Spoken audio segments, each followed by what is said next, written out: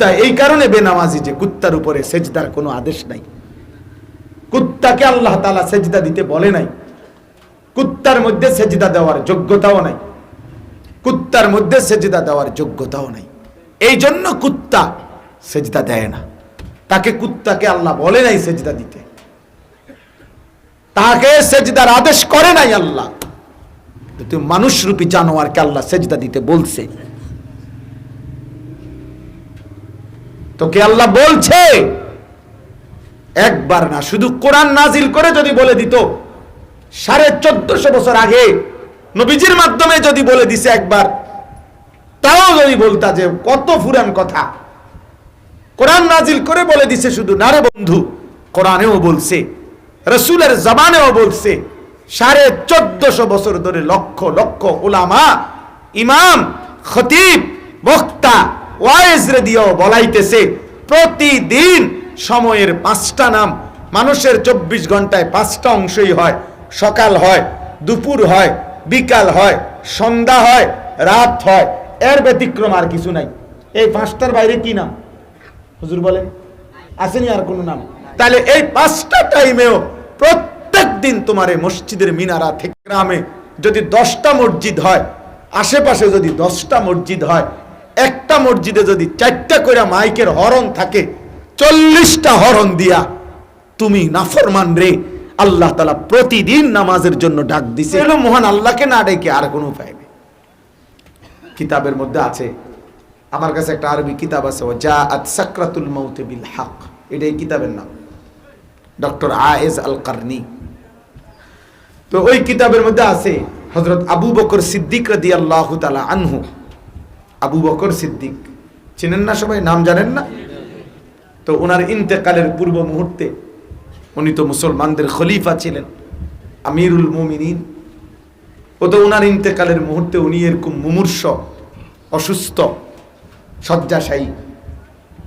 তো উনাকেও সাহাবারা অন্যান্যরা বলছে, হাল নাদউ লাকা তাবিবা, আমিরুল মুমিনিন আবু বকর, আপনার জন্য ডাক্তার আনবো আমরা? হযরত আবু বকর সিদ্দিক রাদিয়াল্লাহু তাআলা আনহু বললেন, আত-তাবিবু কাদ রাআনি, আরে আমারে তো ডাক্তার দেখছে, ডাক্তার তো আমারে দেখছে। ক্বালু ফামাযা ক্বালা, সাহাবারা বললেন তাহলে ডাক্তার কি বলল? মানে ডাক্তার যেহেতু দেখছে, মানুষে কয় না তো ডাক্তার এখন কি বলল, কি রিপোর্ট দিল বা কি কইল? তখন হযরত আবু বকর সিদ্দিক বললেন, ইন্নাহু ইয়াকুলু ইন্নী ফাআলুল লিমা উরিদ, ডাক্তার সাহেব বলেছে আবু বকর আমি যা ইচ্ছে তাই করতে পারি। সেই ডাক্তারকে আল্লাহ, তিনি তো আমারে দেখছি, তিনি তো আমারে দেখতেই আছে। হযরত আব্দুল্লাহ ইবনে মাসউদ রাদিয়াল্লাহু তাআলা আনহু অসুস্থ ছিলেন, সাহাবী। একই রকম হযরত উসমান রাদিয়াল্লাহু তাআলা আনহু, তাফসীরে আছে, সূরা ওয়াকিয়ার তাফসীরে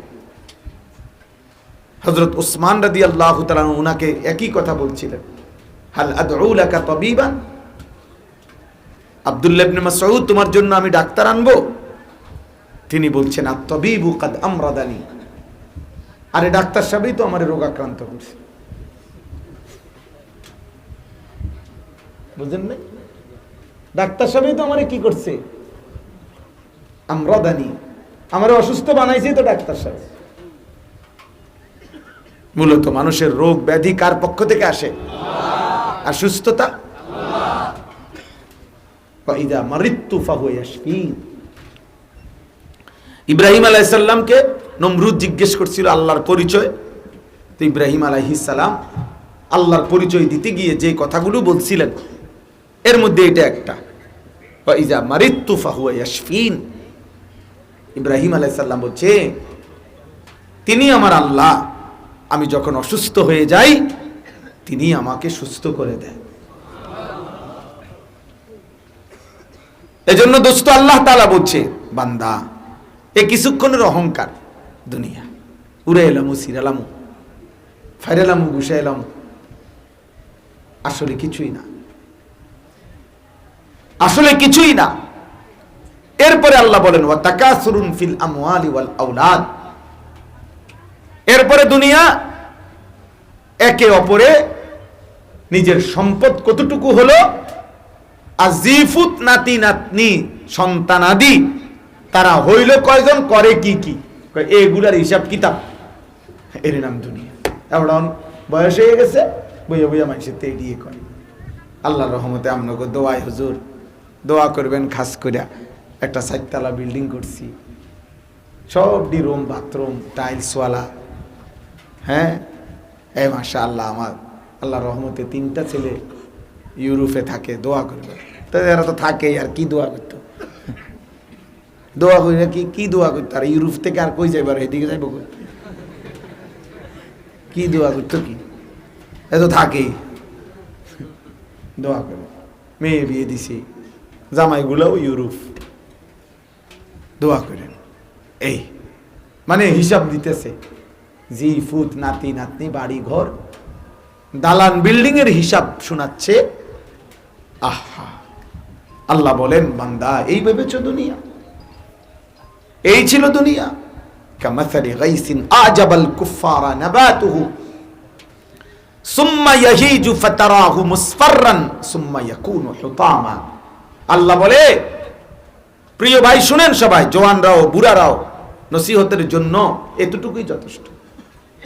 আল্লাহ বলছে, এই তোমরা যারা পুরা দুনিয়ার জীবনটা এইভাবে শেষ করছো, খেলাধুলা, তামাশা, সাজগোজ, পরস্পরের অহংকার, সম্পদের হিসাব, সন্তানাদি বংশধরদের হিসাব, আল্লাহ বলেন তোমরা যেন ওই কৃষকের মতো, যেই কৃষক খালি ক্ষেতের মধ্যে ধান ফলাইছিল, এবার ধান থেকে নতুন গাছ উঠছে, সবুজ গাছ হইছে পুরা ক্ষেতে, কিছুদিন পরেই হলুদ হইয়া পাইকা গেছে, কিছুদিন পরেই কাইটা বাড়িতে আনছে, অল্প সময় পরেই গাছের থেকে ধান আলাদা করছে, এরপরেই ধান গাছগুলোরে শুকাইতে দিছে, এরপরেই বাতাস আইসা এখন ওইগুলারে উড়াইয়া নিতেছে, কোথাকার গাছ কোথায় যেন উড়ে উড়ে যাচ্ছে। আল্লাহ বলেন, বলো তো বান্দা, এই ধান গাছ লাগানো আর আজকের এই ধান পাইকা কাটা এবং শুকাইয়া এখন যে ধান খড়কুটার মতো উঠতেছে গাছ, এই সবটা প্রসেসিং হইতে মোট কত মাস? বুঝছেন আমার কথাটা? গাছ লাগানো আর এখন কি ধান কাইটা খড়কুটা কি দিছি, রোদ্রে দিছি, এগুলো এখন ওরে, এই পর্যন্ত সময়টা কত মাস?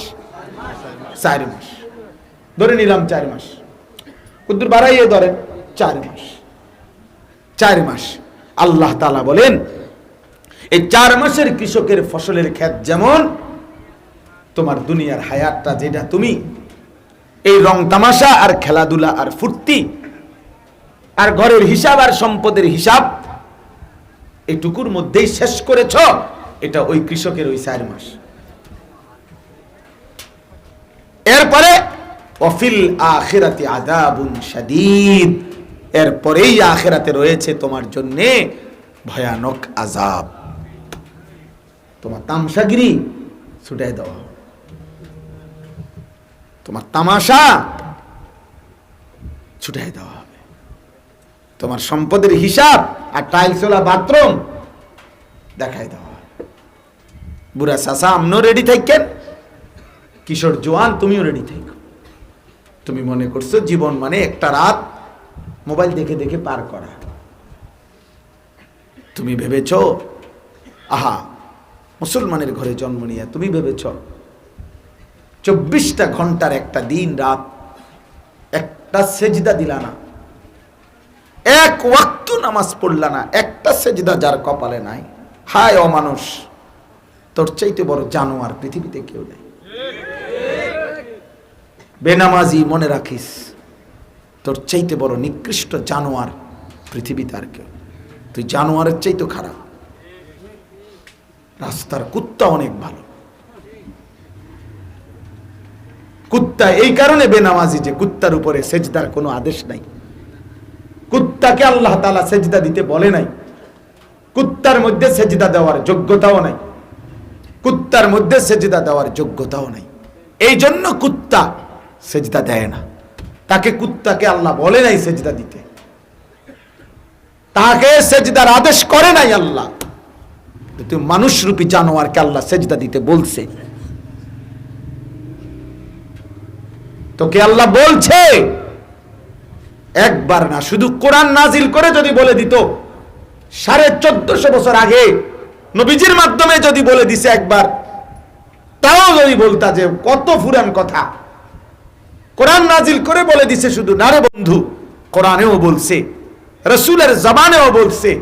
1450 বছর ধরে লক্ষ লক্ষ উলামা, ইমাম, খতিব, বক্তা, ওয়াইজরে দিয়েও বলাইতেছে প্রতিদিন সময়ের 5টা নাম। মানুষের 24 ঘন্টায় 5টা অংশই হয়, সকাল হয়, দুপুর হয়, বিকাল হয়, সন্ধ্যা হয়, রাত হয়, এর ব্যতিক্রম আর কিছু নাই। এই 5টার বাইরে কি নাম হুজুর বলেন? আসেনি আর কোনো নাম?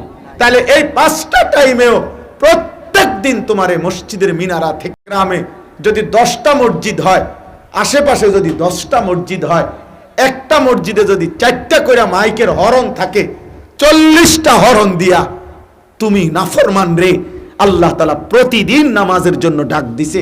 তুই কি ছোটখাটো গাদ্দার বেটা? তোর মতো বেয়াদব কি পৃথিবীতে আর কেউ হয় বেটা? তোর মতো গাদ্দার? এই জন্য বেনামাজির চাইতে নিকৃষ্ট বেয়াদব আর কেউ নেই। এই জন্য যার কপালে সেজদা নাই তার চাইতে নিকৃষ্ট কোনো জানোয়ার হয় না। এই জন্য সে বালহুম আদাল, সে জানোয়ারের চাইতে নিকৃষ্ট। তার কোনো পরিচয় নাই। সে মানুষও না, গরুও না, ওইটা মানুষও না, ছাগলও না, এটা মানুষও না, কুকুরও না। মানুষ হইলে তো সেজদা করত, আর গরু হইলে, কুকুর হইলে তো সেজদা করতো না। তো কুকুরের উপরে তো সেজদার আদেশ নাই, তাহলে সে কুকুরও না, গরুও না, ছাগলও না।